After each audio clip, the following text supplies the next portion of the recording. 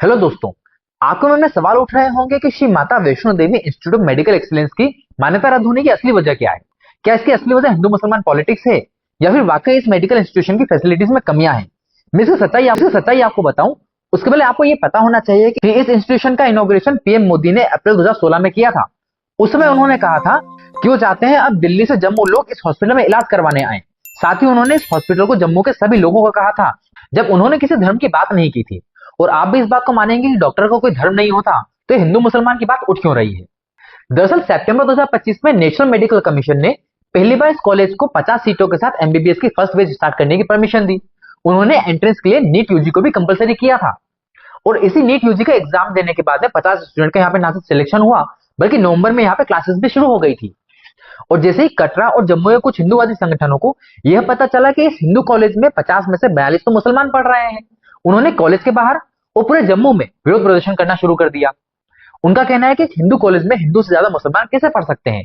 उनकी दलील साफ है कि इस कॉलेज को बनाने में जिस 500 करोड़ का इस्तेमाल किया गया है, उन पैसों को श्री माता वैष्णो देवी श्राइन बोर्ड ने दिया है और इन पैसों को हिंदुओं ने ही माता वैष्णो देवी के मंदिर में डोनेट किया था।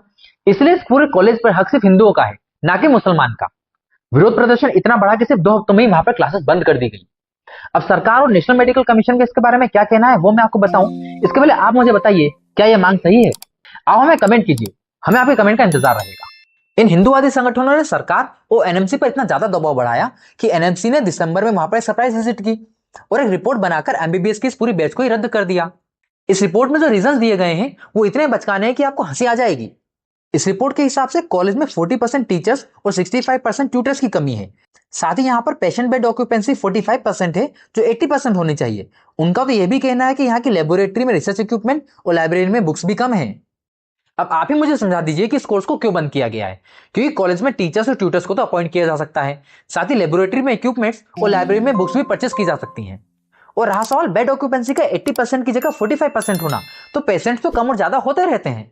अब इस कोर्स को बंद तो कर दिया गया है और स्टूडेंट्स के लिए कहा जा रहा है कि उन्हें दूसरे कॉलेज में एडमिशन भी मिल जाएगा, लेकिन उन स्टूडेंट्स को जो तकलीफ हुई, साथ ही उनका जो समय खराब होगा, उसकी भरपाई कौन करेगा। और अभी 4 महीने पहले ही तो एनएमसी ने पूरा इंस्पेक्शन करके इस कॉलेज को परमिशन दी थी कोर्स स्टार्ट करने की। मतलब साफ है, या तो गलती उस समय की गई थी या गलती अब की जा रही है। और जिन लोगों ने इस मुद्दे को उठाया है, मैं उनसे सिर्फ एक सवाल पूछना चाहता हूं। अगर कल को आपके घर में कोई मेडिकल इमरजेंसी होती है तो क्या आप हॉस्पिटल जाकर पहले डॉक्टर का धर्म पूछेंगे या फिर उससे इलाज करवाएंगे। देखकर तो यही लग रहा है कि आज एनएमसी और सरकार कुछ लोगों के सामने झुक गई है। लेकिन अब हो सकता है इस तरह की मांग देश की दूसरी जगह पे भी उठे, तो क्या उन कॉलेजेस और इंस्टीट्यूशन को भी बंद कर दिया जाएगा। आपका क्या सोचना है दोस्तों, आप हमें कमेंट कीजिए, हमें बताइए। साथ ही अगर आपको हमारा वीडियो अच्छा लगा हो तो लाइक कीजिए, शेयर कीजिए, हमें सब्सक्राइब कीजिए। जय हिंद, जय भारत।